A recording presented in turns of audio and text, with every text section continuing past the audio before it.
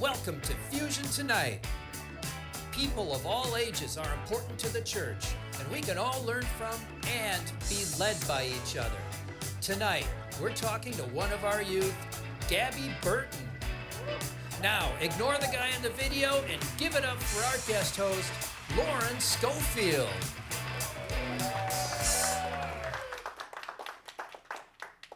Hello, how's everyone doing tonight? Good, it's good to see so many of you here. I am not a joke person like John is, so I figured while I'm up here, I'll give you guys a quick update on youth ministry because I am the high school youth director here at Cedar Falls First. We've been very busy. We're planning for an upcoming mission trip in January, doing some fundraisers for another mission trip that we're taking next summer to Denver, Colorado. We've been doing yard cleanups, and we really appreciate your support with signing up for that and allowing us to do that for you guys. And a fun announcement, not having to do with youth, is that tomorrow is our very own Pastor Karen's birthday. Yeah. Pastor Karen was my first guest when I hosted Fusion for the first time, so thought I'd give her a nice little shout out. But we have a fun show for you guys tonight. We have Gabby Burton as a guest. She's going to be talking with us about why people of all ages are important in the church. And I think us here at Cedar Falls First know that just about as well as anybody because we are a very diverse church here as far as ages go. And I'm excited to talk with her. It's going to be a great show, so let's get started.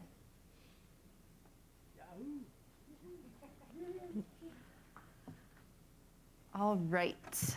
As John always does, we'll start with the open mic. So if you're not familiar with that, it's just like Joys and Concerns. It's a time for you guys to share what's on your heart, happy or sad, and we'll lift that up and we'll pray for you. So open mic, what's going on? Anybody? Hayden? Tomorrow's my third wrestling meet. Third wrestling meet, that's exciting. Very exciting. Is that Alana there? Yes. I'd like prayers, travel mercies for my sister. She's flying back to Italy tomorrow. Wow. So I'm sad to see her go, but I wish her the best to be reunited with her family there. Yes, safe travels to your sister and hope that you guys had a fun time together. Alana. Yep. That was funny. Your name's Alana too? You're Alana? Yes. Wow. I thought it was funny too. Okay. So it's a happy thing. My parents closed on their house last month, and then they actually found a house to live in, and so they have about a month until the closing date. So Wow. excited about that, but also moving and everything. It's gonna be super hard. Yeah, it's happy and sad to be opening a new chapter. So prayers for you guys during that time. I'd like prayers for my friend Jack. He fell last Wednesday and broke his arm and also his shoulder. And to add to the confusion, he has Parkinson's, diabetes, and dementia. And right now he's at Allen, and they have him sedated because sometimes he knows where he's at, sometimes he doesn't know where he's at. So that's hard on him and also on his family. And then I had on the prayer chain on Sunday that Marilyn Christensen, a neighbor that lived across the hallway from me, she passed away last night. But it was on the 37th anniversary of her marriage to Don. So I think she was waiting for that day. Wow. Prayers for your friend, did you say Jack? Jack. And his family and Marilyn's family on her loss. Yeah. Anyone else? We have time for one more. All right, let's close that in a prayer. Gracious and loving God, we come to you with gratitude for this day and for each person gathered here with us to worship you. We praise you and we thank you for so many joys like wrestling meets and time with family. We lift up to you all of the concerns and the struggles that we face too, illness and injury and death of friends and loved ones. Lord, we know that you are good all of the time, and we pray that you will give us eyes to see that even with all that's happening in our lives and in the world. We lift all of these prayers to you as your Son Jesus Christ taught us to pray. Our Father, who art in heaven, hallowed be thy name. Thy kingdom come, thy will be done, on earth as it is in heaven. Give us this day our daily bread, and forgive us our trespasses, as we forgive those who trespass against us. And lead us not into temptation, but deliver us from evil. For thine is the kingdom, and the power, and the glory forever. Amen. And as we move into our time of offering, we have a short video clip to tell you guys about our Mission of the Month, which is supported by your offerings here at Fusion tonight. So near each entrance, you'll find a jar for offering. You're welcome to bring up your offering as the video plays, or wait until the end of our show to drop it in as you leave.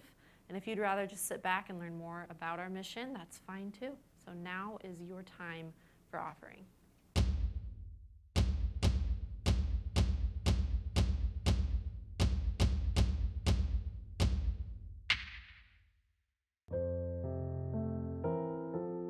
November is a time of harvest and abundance, but not all of us are blessed with plenty. Our November Mission of the Month is the giving tree that you'll find in the gathering place. The tree is decorated with colorful envelopes, each with the name of a worthy agency. This year, our giving tree supports the Salvation Army, Heifer International, We Care, House of Hope, and Women at the Well. This is a collection of agencies which do great work locally and worldwide to rescue those living in scarcity and to point them toward a more secure future. You know how this works. Find the tree, take an envelope from the tree, and insert your contribution. Then drop the envelope into the Sunday offering plate or bring it to the church office. You may also contribute online through the secure giving portal at aboutfirst.com/giving. And when you've done all that, be thankful that you've been able to make a real difference in someone else's life. The Giving Tree is our November Mission of the Month.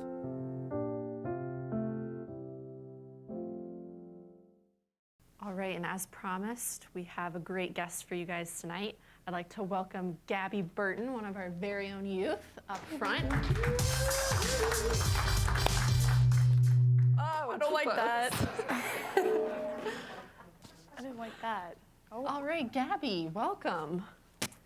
Thank you so much for agreeing to be a guest with us tonight. Was it an option to say no? No, Okay. but thank you anyway. So a lot of these people here tonight know you, but for those who don't, just tell us a little bit about yourself. This is really bright. What grade you're in, where you go to school. So I'm a junior, so I'm in 11th grade. And it probably makes some of you guys feel old, but it's okay. I go to West, and I've pretty much grew up in this church. I've been here since I was born, so that's 17 years. Yeah. I remember when your mom and dad brought you here as a little baby for the first time. I remember baby Gabby. You're so cute. But yeah, we're glad that you've been here so long, and a lot of us have been able to see you grow up, and we're so glad to have you in the youth program. And building off of that, since you've grown up in the church, tell us a little bit about your experiences here, like Blast, VBS, and youth group, and maybe share a favorite memory with us. Well, growing up in Waterloo, I've been coming to this church, and I've always been like, me and my brother have really been the only kids from Waterloo that have been in the youth group. Like, there's been kids from like Waverly and other places, but me and my brother, since at Waterloo schools, they do 6th and through 8th grade is middle school. I always remember when I was in Blast, and I would be, I was a 7th and 8th and going into 8th grade. That was a really weird year for me because I was ready to transition upstairs, but because of the youth group is at 9th grade, that was where the transition was. I would be in middle school already, and they're like, and there's there's an age gap there. But Blast was fun, growing up with like all the kids. There's not very many people in my grade anymore that I see. Well, yeah, there's nobody in my grade anymore that I see anymore. but it's been the same people every time. So like Connor, I've been going with him here for a long time, and when Harrison and Grant were here for a long time, we've done blasts all the way up together and stuff like that. So it's fun to hang out with the same people. Yeah. Yeah. Do you have a favorite memory, either here at the church or like an event outside the church that you were a part of? When Janet Williams was here, we had a choir, and our youth choir would go to the nursing home, the same one that Brock was in, and we would go sing carols to the people that were in that home, the nursing home, that attended this church. So it was fun to go see all the people from our church in the home that couldn't get out all the time and stuff like that. And we came to Brock's room, and he gave us a bunch of candy. Yeah, that sounds fun. We all know that you don't need any more candy, pop, and that kind of stuff, but so nice of him.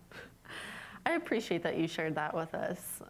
And even though you are a youth, you're a lot more involved here than many adults are. And that's quite an accomplishment. So what do you enjoy the most about being involved here at Cedar Falls First? It's an experience to learn about like the different things that the church goes through. So like I had the opportunity to go to annual conference my 8th grade year when they held it in Des Moines. And it was a week-long thing before they changed it next year, which is going to be like 3 days long. But we'd stay there, and we'd get to listen to the things that they talked about and some of the different aspects of like the Methodist Church, which I think is really interesting, because I don't think there's many youth that are like shown a light on like the background of like the way the Methodist Church like actually like how they communicate and stuff like that. Mm-hmm. It's also nice to meet other pastors from other districts. So when Steve left and it was Matt and Scott, I still got to see Steve because he'd still go to annual conference, so we got to see him. It was just fun. And we also give communion, so that's a lot of fun. Yeah, it sounds like a lot of fun. And we are a church full of people of all ages, from little babies to advanced age people. And that's a nice way to put it. Thank you. But how do you see that being a good thing? How do you see that variety of ages working to our advantage? I feel like a wide variety of youth is very important for a church, not just because it strengthens mindsets in the community, but it also like the young people of our church, like the people that are even younger than me are eventually going to become the community of this church someday. So it's important to still get them involved like as young as they can, but also to start the fire, like, you know, like a little fire for Christ under their butt right away. So then it's just, No, you're right. You're right. I like it. Yeah, start them young. And I think that all ages have a lot to learn from each other, right? Yeah. We've even learned that as a youth group. We have all sorts of things to learn from the people around us. But sometimes the youth and younger people in general can get overlooked in the church, and it's easy for people to assume that just because you're young, you don't contribute much. But as a youth yourself, why do you think that youth and young people in general are such an important part of the church? Well, like I said earlier, it's just that like they're the future people of the church, but also like when you put that, when they have that like being on fire for Christ, it like opens them up to more things and makes them want to do things in the church. So like when I was confirmed, Cinco de Mayo of 2019 with Matt and Scott, that was a lot of fun for me, and that like leading up to that was like a light for me. But the things leading up to me being confirmed and stuff like that, like I had a bunch of things go wrong my 8th grade year that brought me down. My church always brought me back up because it was something to come back to. So if you have that relationship with your church, then it's something always to fall back to. Yeah, I like that. That's really good. Karen likes me for that. I know she's smiling back there. Love it. If you could give one piece of advice to anyone of any age who wants to be involved in the church, but they're not sure if they could really make a difference, what would you say to them? Just do it. Just go all in. It's not, nothing's going to judge you here. No one's going to say anything if you do something wrong. Just do it. Yeah, love it. Give us a couple more examples of some of the things that you have been involved in that you think would be pretty easy for somebody to do. Well, when we do in-gathering every year, we'd always do, in a non-COVID year, we would have an in-gathering, and we'd also have a lock-in in-gathering. So we would always we'd have a lock-in at 3 House, and we'd stay there, we'd have fun and stuff like that. And then in the morning when we wake up, we'd have breakfast, and then we'd come here to the church to put our stuff down, like our backpacks and everything, because, we didn't go to bed at a good time. No, it's not what you do when you're in high school or middle school, right? We'd put all our stuff upstairs in the youth area, and we'd go over to Lincoln, and we'd start doing packing packages and stuff like that, which I think is really fun, but I think I'm biased, though, because I'm always going to say this stuff is fun. Yeah, you're always willing to help. You're always the one that we call, like whether we need the kits packed or a guest for fusion. Call Exactly. Gabby. But, if Matt were here, I wouldn't be able to say no because it's like saying no to God. So I can't say no. Yeah, he always gave you the guilt trip, didn't he? Yeah, also pickle dip. Who doesn't want to come to church and not get pickle dip? Right, he doesn't like green bean casserole either. So, yeah. I love green bean casserole. I know. Right? He might not actually be a Methodist. Exactly. Yeah. I've had that theory going for a long time now. Yeah. Yeah, it's a good theory. But so we made it a short show tonight. We covered everything, and you gave us some really good stuff in a short amount of time, Gabby. Again, we want to thank you so much for being our guest tonight, and I hope that everybody out there can continue learning from you and the other youth your age and from each other as well. Because it's not just for youth, too. Like, if you're a new member, right. I know there's a couple new members here that have just joined our church. Like, if you're a new member, do it, too, because you're just as important as the youth that have been here forever. Yeah, exactly. I appreciate that you shared that. So, yeah, there's a lot that we have to learn from each other. All ages are important here in the church, and we've seen that firsthand in the way that we all work together to accomplish our common goals. So thank you for shining some more light on that tonight, Gabby. We appreciate you. All right, well, that is our short and sweet show for tonight. And I want to thank you guys all for coming. Hope that you learned a lot from Gabby. And this next week, as you go about your lives, I hope that you will all be Christ for one another. Have a good night.